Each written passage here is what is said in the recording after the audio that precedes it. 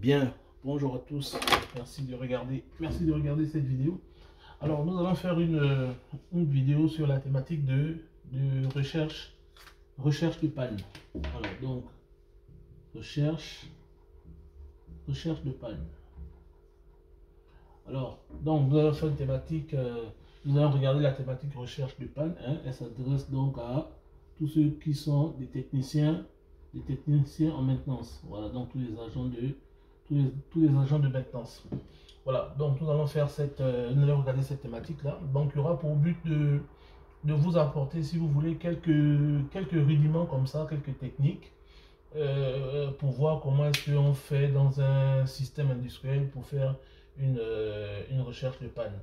Ensuite, nous allons lister quelques équipements qui peuvent être nécessaires aux techniciens, hein, quelques équipements à avoir dans sa mallette, dans sa roulotte, dans sa caisse à outils pour pouvoir rechercher les pannes. Alors, donc pour faire ça, nous allons prendre donc une armoire. Nous allons considérer que vous avez une armoire électrique ici. Donc là, vous avez votre armoire électrique. Voilà. Ici, donc l'opérateur a donc une télécommande. Une télécommande avec un bouton montée, un bouton descente et un bouton d'arrêt d'urgence. Voilà, on va vraiment simplifier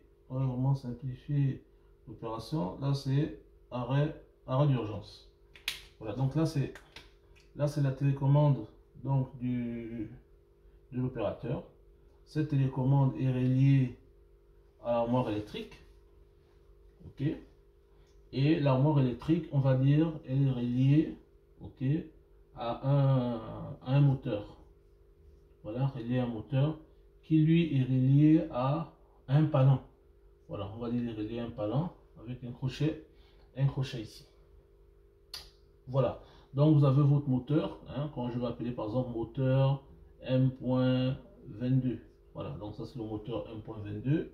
Donc ça c'est la télécommande que je vais appeler par exemple la télécommande T.22 pour dire qu'elle est liée au moteur 22.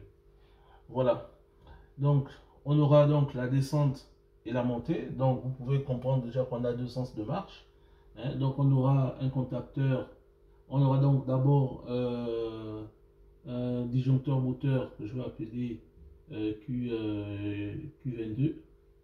Voilà. Ensuite, on aura KM22, KM22.1, KM22.2. Voilà. Donc, pour dire que ça, c'est la montée, ça, c'est la descente. Voilà. Ensuite, derrière, on aura un relais thermique, RT, que je vais appeler 22. Voilà. Et ensuite, on va passer par des borniers pour aller attaquer. On va donc venir sur des borniers et on va rentrer dans le câble pour attaquer le moteur. Voilà, donc ça c'est ce qui est. Vous avez un moteur ici en tension, ok, on est à 380 volts. Bon, la puissance, pas trop besoin, on va prendre une puissance à 7 kg.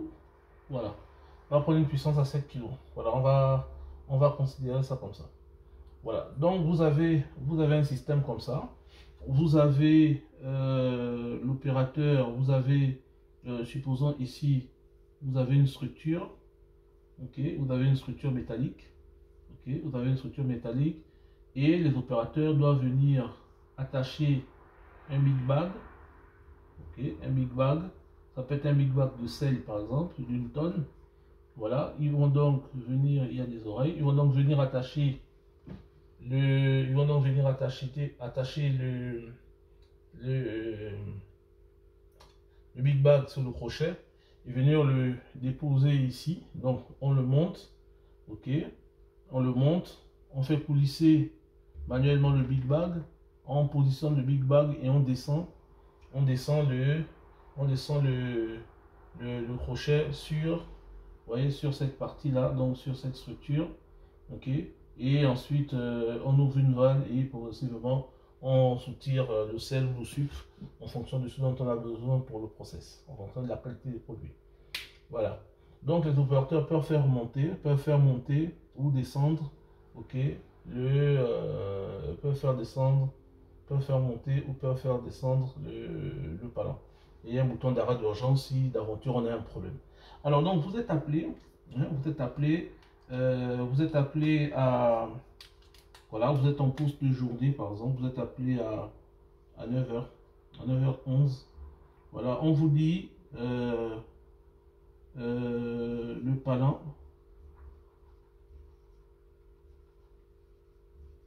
Le palan ne monte plus. Voilà, le palan ne monte plus. Donc là, c'est l'opérateur. L'opérateur vous appelle à 9h11. Il vous dit le palan ne monte plus. Ça veut donc dire quoi? Ça veut donc dire que lorsqu'il vient accrocher son big bag et qu'il appuie sur le bouton monter, le palan qui devrait monter ne monte plus. Voilà. Donc vous avez cette information. Vous arrivez sur les lieux. Donc la question est, en tant que technicien de maintenance, quelles sont les démarches que vous faites pour arriver à rechercher la panne, à cerner la panne et à la réparer. Donc le palan ne monte plus. Donc le palan ne monte plus, vous arrivez ici, le palan il est là, mais il est tenu par un moteur ici, okay, donc il monte et descend par l'action mécanique d'un moteur, qui lui est relié par un câble électrique vers une armoire électrique, ok, qui est alimenté en 380 volts, alimentant 380 volts depuis un tableau de distribution basse tension. Ok. Et le moteur est commandé par une télécommande T22. Voilà. Donc vous avez ça. Le palan ne monte plus. Donc vous arrivez sur place en tant que technicien de maintenance. Vous arrivez sur place. La première chose à faire, hein, avant toute chose, je répète, avant toute chose, une fois qu'on vous donne ce genre d'informations, la première chose à faire, c'est le constat. Donc il faut faire un test. Voilà. Donc la première chose que vous avez lorsqu'on vous donne une telle information, peu importe l'information, ok, vous ne devez pas courir dans tous les sens, vous ne devez pas vous disperser. Hein. La première chose à faire, c'est d'abord de réaliser un test. C'est-à-dire, il vous dit que le palan ne monte pas. Donc, vous devez faire donc un test de montée, de descente et d'arrêt d'urgence. Voilà, parce que c'est la télécommande qui est en jeu. Donc, votre premier regard doit se focaliser sur la télécommande. Voilà. La première chose à se dire, c'est est-ce que peut-être qu'il a confondu le bouton monter et le bouton descente. Donc, vous allez faire un test, vous allez voir.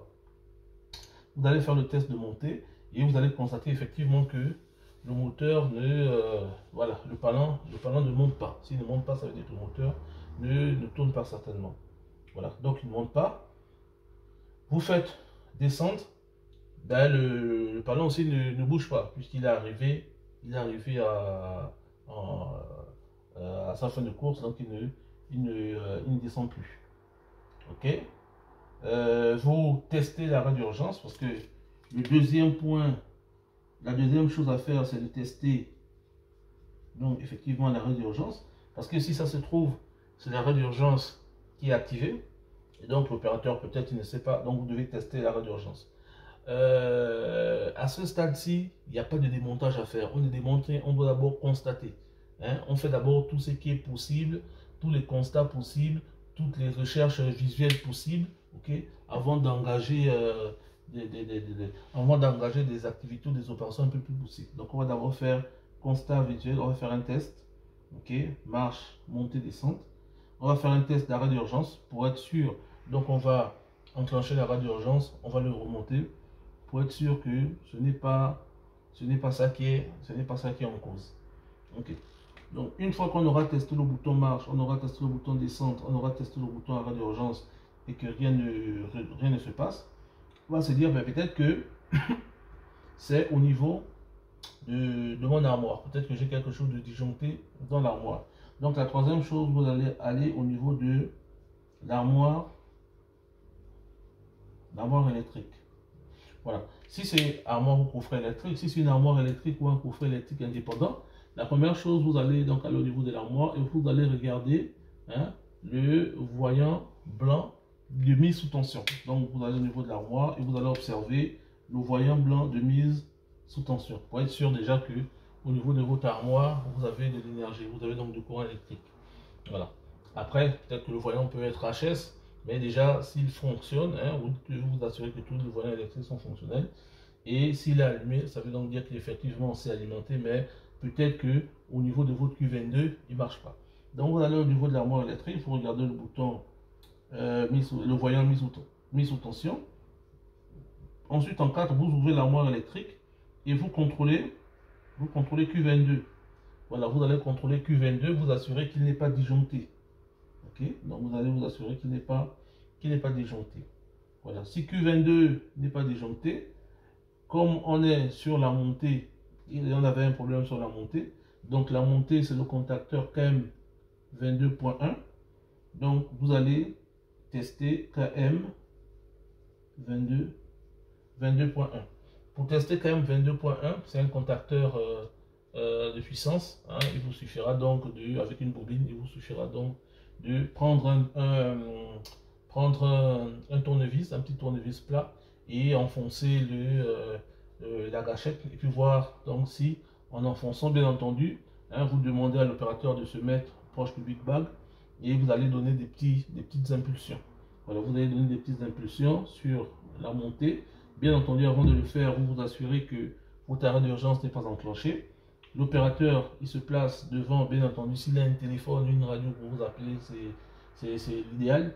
Voilà, et vous lui donnez les instructions, ok, que vous allez engager des petits à-coups de montée, ok, et que il doit vous dire si s'il monte ou pas. En principe, si vous actionnez KM22.1, ok, et que votre Big Bag monte, deux choses. Soit c'est le KM22.1, donc le contacteur en lui-même qui est en défaut, donc il faut le remplacer. Soit il ne reçoit pas le signal. Et donc à partir de là, 5, vous devez donc aller regarder donc les plans électriques. Voilà. Parce que vous avez déjà identifié que c'est le KM22.1 qui ne fonctionne pas. Pour le faire fonctionner, il faut forcer. Donc vous avez deux possibilités. Soit c'est le contacteur en lui-même qui reçoit le signal mais qui ne fonctionne pas, ou c'est le contacteur en lui-même qui est HS. Après, vous pouvez ne pas avoir besoin de plein électrique parce qu'il suffit simplement de faire quoi? Il suffit simplement de dire à l'opérateur de venir rester appuyé sur le bouton marche et vous allez chercher donc votre multimètre. Vous allez chercher votre multimètre et vous allez venir mesurer. Vous allez venir mesurer la tension U entre entre A1 et A2 de K22.1. Voilà. Donc vous allez venir mesurer la tension au niveau de la bobine, donc du contacteur KM22.1. Voilà. Et vous devez vous retrouver, par exemple, si c'était 24 volts, vous devez retrouver 24 volts, par exemple, alternatif. Voilà. Vous devez venir retrouver, alternatif AC. Voilà, vous devez venir retrouver votre 24 volts. Bien entendu, vous vous mettez sur A1 et vous prenez A2, vous prenez A2 le neutre, soit vous prenez là où vous le prenez en sortie du transformateur. Voilà. Et vous devez retrouver 24 volts. Si, lorsqu'il a appuyé, vous n'avez pas le 24 volts, ça veut donc dire qu'il y a un problème. Voilà, ça veut donc dire que c'est votre signal qui n'arrive pas. Maintenant, si lorsqu'il appuie, vous avez le 24 volts, vous allez lui demander de lâcher le bouton. Donc il va lâcher le bouton et vous remesurez. Vous devez trouver normalement 0. Donc à un moment donné, vous allez trouver 24 volts. Et à un moment donné, lorsqu'il aura lâché, vous allez trouver 0 volts. Voilà, donc si vous avez ça, ça veut simplement dire que c'est votre contacteur KM22.1 qui est HS et donc qu'il faut remplacer. Voilà, puisque la bobine elle est bien excitée, mais c'est le contacteur qui ne suit pas, donc il faut le remplacer. Et donc vous devez le remplacer par un contacteur de puissance identiques. Et comment choisir le contacteur de puissance, j'avais déjà fait une vidéo là-dessus, donc je vous recommande d'aller regarder les anciennes vidéos. Voilà, donc vous testez d'abord le 24 volts, vous testez le signal et vous allez voir que maintenant vous pouvez avoir aussi ce cas de figure où vous faites tester le bouton marche et lorsque vous mesurez avec le marche appuyé, vous n'avez pas de signal. Donc ce que vous allez simplement faire, c'est que vous allez soit ouvrir au niveau de la télécommande et chanter le bouton marche, donc prendre un Wago et chanter directement le bouton marche et voir s'il réagit. Si ça, c'est peut-être compliqué pour vous à faire, ok, vous pouvez simplement chercher un 24 volts. Vous devez chercher un 24 volts dans l'armoire électrique que vous emmenez sur le A1 de votre bobine, donc la bobine de votre contacteur. Donc vous cherchez un 24 volts qui est fonctionnel, ok, vous emmenez directement sur la bobine, donc vous débranchez le fil qui venait, c'est-à-dire que votre contacteur, il est comme ça, il est comme ça, ok, il est comme ça. Ici vous avez A1 et ici vous avez A2. Voilà, ici donc vous avez votre gâchette si vous voulez. Donc ici vous allez avoir votre 24 volts qui va arriver. Et ici en principe vous avez votre 0. Voilà, volts. Et donc ici là vous avez vos 3 phases. Ok, donc là c'est votre contacteur. Donc ce que vous faites, donc comme je disais, la première chose, qu'avec un tournevis vous allez venir appuyer ici. En général c'est bleu ou noir. Vous appuyez et en principe en appuyant, les contacts de puissance vont se fermer et laisser passer le courant vers le moteur. Et donc vous allez voir s'il monte. Voilà. Donc si en le faisant et que vous voyez qu'il monte, ça veut donc dire deux choses. Soit c'est le contacteur qui est mort alors il reçoit le signal provenant de la télécommande. Ça c'est le signal provenant de la télécommande. Soit il reçoit ce signal ou il ne reçoit pas ce signal. Donc première chose, vous demandez à l'opérateur d'appuyer le bouton marche. Donc en appuyant le bouton marche, en restant appuyé en continu, vous allez générer le 24 volts en continu et vous allez venir vous mettre ici avec votre multimètre. Vous allez venir vous mettre ici avec votre multimètre. Voilà. Et vous allez regarder la tension. Voilà. Soit vous vous mettez ici ou vous mettez une touche ici et une touche sur un neutre quelque part, créer la différence de potentiel et vous allez voir si en restant appuyé vous avez le 24 volts. En principe vous allez avoir le 24 volts, mais lui il ne suit pas, donc il faudra complètement le remplacer. Bien entendu là vous devez travailler hors tension, faites un VAT et vous remplacez. Voilà. Maintenant dans le cas où l'opérateur reste appuyé en permanence sur le marche et que vous n'avez pas le 24 volts, donc ça peut vouloir dire deux choses. Ça peut vouloir dire que c'est au niveau de votre bouton marche ou à l'intérieur au niveau des contacts, au niveau du contact, peut-être que c'est défait. Voilà, c'est défait, ça ne fonctionne pas. Ou peut-être que sur la ligne, sur la ligne du signal quelque part, le fil est peut-être coupé. Ou peut-être encore que au niveau de la poulie en haut, peut-être qu'il y a un capteur, le capteur de montée, peut-être le capteur de montée, fin de course montée qui est activé, qui est obstrué, et donc le système s'est dit qu'il est déjà en position haute, et donc il ne peut plus monter. Voilà. Et donc votre système, votre process va être perdu, puisque si le capteur position haute est activé et que vous lui demandez de monter, mais il ne peut plus le faire. Donc vous allez avoir, si vous voulez, 3 ou 4 cas de figure à regarder. Voilà. Mais le cas le plus simple, c'est vraiment on appuie, on a le 24 volts, mais lui ne suit pas, on le remplace par un contacteur de puissance à l'identique. Et si ce n'est pas le cas, ben donc contrôler, démonter la façade de la télécommande, chanter le bouton marche et observer si vous avez le 24 volts. Si vous n'avez pas le 24 volts, vous prenez, si vous n'avez pas le 24 volts, vous regardez au niveau du panneau, donc vous montez, pour regarder au niveau du moteur s'il n'y a pas autour du capteur s'il n'y a pas autour du câble des capteurs de position de câble, ok. Dans tous les cas, vous prenez le plein électrique, ok.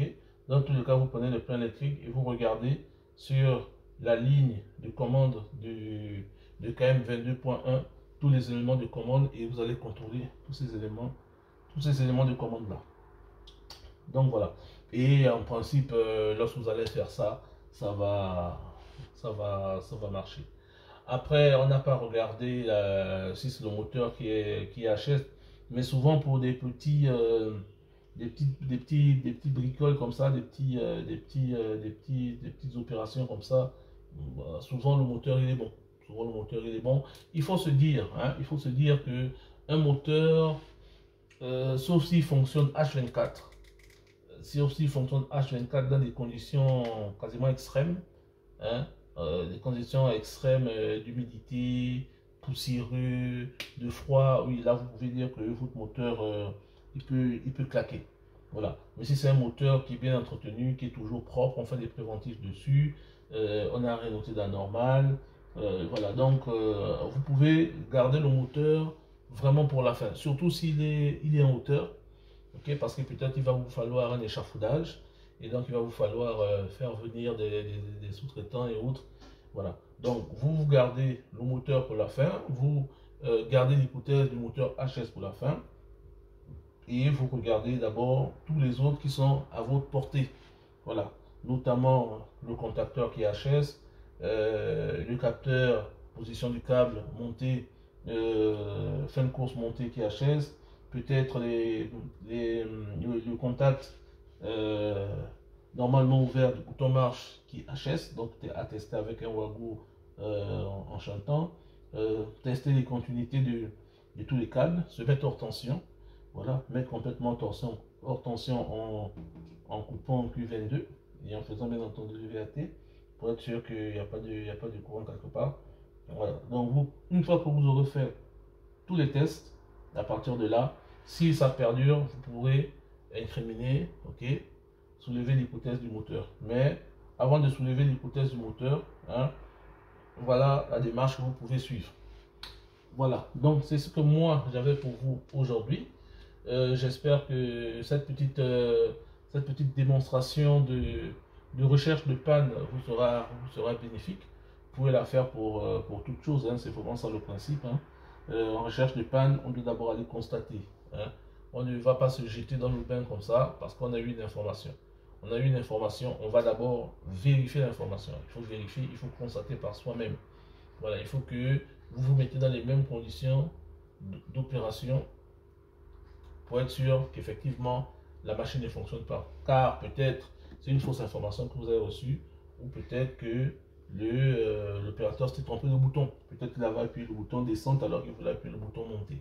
Voilà. Et si tu appuies le bouton descente alors qu'il est déjà descendu, ça ne marchera pas. Voilà. Donc il faut tester par vous-même. Il faut tester par vous-même. Voilà, donc c'est ce que j'avais pour vous. J'espère que vous avez aimé la vidéo. J'espère que ça vous servira. Si vous avez des questions à poser, vous pourrez les envoyer. Hein, vous pourrez les poser en commentaire. Et je me ferai l'effort de vous répondre dès que possible. Voilà, donc c'est ce que j'avais pour vous. Merci, bon dimanche et à la prochaine. Portez-vous bien.